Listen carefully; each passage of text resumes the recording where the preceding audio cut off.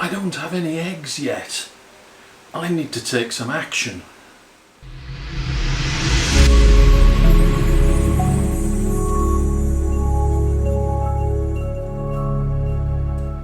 Hi guys, it's Rob from Royal Balls. Another one of my So You Want to Breed Ball Python series, and this one is a little bit of motivation for all those people that have not yet got eggs. At this time of year it often seems like everyone else is getting eggs and you're not, and you start to wonder if you're doing something wrong. If I look at my diary from last year and check my notes, by this time last year I had only one clutch on the ground, and my second clutch was not until June. And if it hadn't been for those two snakes I borrowed from ARP Constrictors that laid in February, I would still be just slightly behind on my schedule and only one clutch behind. So at this time of year, whilst it does seem that sometimes things are a little slow, let me reassure you that we need to keep going. This is not the time to give up. This is not the time to panic. This is not the time to do anything different. So today's video is motivation for all those people that have not yet got their first clutches of eggs. If it hadn't been for those first two early clutches that I got, I wouldn't have eggs either. So it's business as usual. Let's get the basics right. Let's keep feeding for those snakes that will still continue to eat, and let's keep pairing. So today I'm going to show you my next round of pairings, just to show you that it is business as usual and we're carrying right along.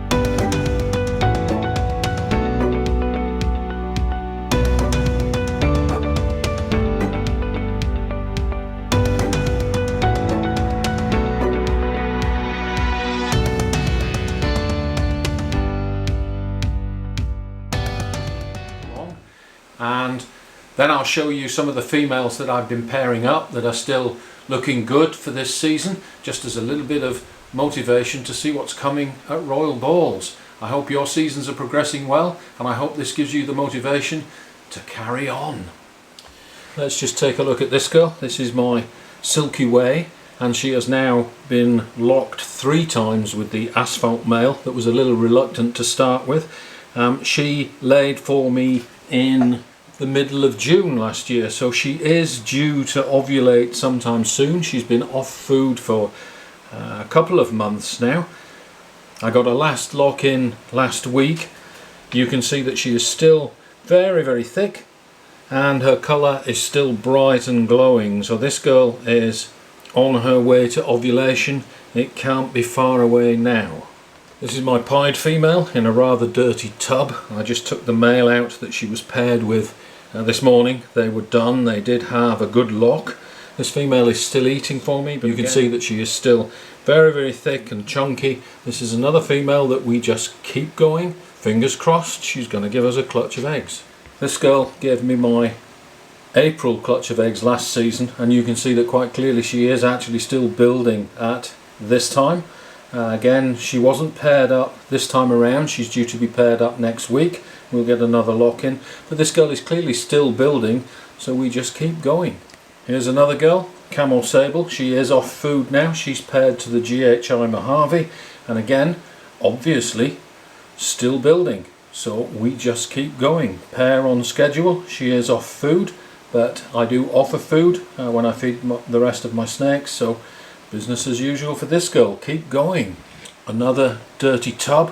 This is my double het, possible double het, albino clown female, and I took the male out from her tub this morning, so she's due to be cleaned. But another girl that clearly is still nice, thick and chunky, still bright, still building. Keep going. Double het, exanthic clown, possible double het, exanthic clown. Again, clearly still very thick and chunky. Keep going. This is a spinner female. Looks like she's just going into shed. She's being paired to the Orange Dream Yellow Belly male, and she's just started to get a little bit picky with food. Sometimes she eats, sometimes she doesn't. It's always nice to see a snake that eats ravenously and then switches off and doesn't eat again until she lays eggs, but some of them peter out and make it a little bit more difficult for you to tell where they're at. So this is another girl where we just keep on pairing. This is the pastel het pied female that I showed you in the last video that I compared to her sister, who is clearly building. Sister is now going into shed, but this girl was paired up this time around to the Gene X male from ARP Constrictors, and I've had 2 successive locks with this girl. So again, not time to give up just yet. I'm hoping to see her switch on to food and start building, because she's nowhere near big enough to give a clutch of eggs, but I'm hoping that the pairing will incentivize her and she will start eating. So again, she is still being paired, although she isn't building at this stage. This female here is my Yellow Belly Vanilla Het for Clown female. She was paired up this time around to the Fire Clown male, and we got a good lock. She looks like she's still building. We keep going. This pairing is another shot at producing a vanilla cream clown, hopefully with yellow belly mixed in there too, but I'm hoping for visual clowns. She's a het and her partner is a visual clown, so we should get half the clutch being visual clowns if she goes. Fingers crossed. We just keep going. This girl is the vanilla clown girl that I showed in my last video, that had been inactive for well over 2 months, hasn't eaten. She still hasn't eaten, although she's shed, and she looks a little bit brighter, and I took the opportunity of pairing her again to the pastel spot nose yellow belly het for clown male, and she's now had 2 successive locks. So if all goes well, this girl will switch back on to food, give me a short build, and still go on to lay a clutch of eggs.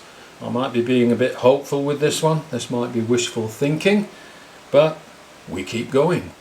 Let me show you this female. This is a female that's approaching 2 years of age, just shed, and she finished with the male this morning. I took the male out. She just shed, so I left the shed in with the male and they did lock. This is a homegrown female, and she is a super pastel spot nose vanilla yellow belly het for clown. A lot of the ingredients that we need for the Pompeii in this girl, but she is het and she's being bred to the X-Clown male, which we're not sure what is in there, We're hoping for some visual clowns that we can use to further our project, and anything that goes towards the Pompeii and Pompeii variants will be most welcome this year. Hopefully some visual spot nose clowns as a minimum. You can see this girl is thickening up quite nicely in the midsection. She's been eating ravenously. She looks like she wants to take a pop at me here, so I won't disturb her too much. She's getting a little bit defensive, but you can see this is a superb multi-gene animal, and I'm really looking forward to seeing if she produces a clutch and what she produces for us. A very special clutch because this is a homegrown female that I produced 2 years ago. Grew on, and she is now a valuable part of my forward plans in the clown project. So this is the Super Pastel Vanilla Spot Nose Yellow Belly Het for Clown female. And let me just show you this massive girl. This is my biggest ball python. This is a Savannah or Cinnamon Mojave. She laid for me last year in August. So still plenty of time yet. She's just shed, so she's looking at her best. She wasn't paired up this week. She's due to be paired again next week. She was eating prior to shedding, but refused food for the first time in quite a while in the run up to shed, and you can see that she's absolutely massive. She's just starting to go off food, and she's being paired to the Fire Clown male, so we're producing cinnamon het clowns to go into the clown projects. It'll be the dark gene in the clown projects, or one of the dark genes in the clown projects. But let me just give you an idea of the size of this girl. So here she is, absolutely massive. She has a great temperament, but you can see, look at the size of her head. She is just a ginormous ball python. With an idea of the girth there in my hand. She's as wide as my hand is. Absolutely massive girl. Let me just zoom out a little bit if I can. That's about as far as I can zoom out, guys, sorry. But there she is. That's my hand there. She is just enormous. So this is a Cinnamon Mojave or Savannah female, this year being bred to a Fire Clown male to get some more hets into our clown project, get the cinnamon into the clown project. This girl is a pastel vanilla female who's laid eggs for me for the last 2 seasons. You can see that the vanilla in her has kept the colour of this girl really nicely. And this is the 3rd female that I'm breeding the Leopard Lemon Blast Desert Ghost to produce double het Desert Ghost clowns. And you can see this female is looking extremely chunky. She is now off food. She came to a full stop and just suddenly refused to eat anymore. So I think this girl is just a few weeks away from ovulation.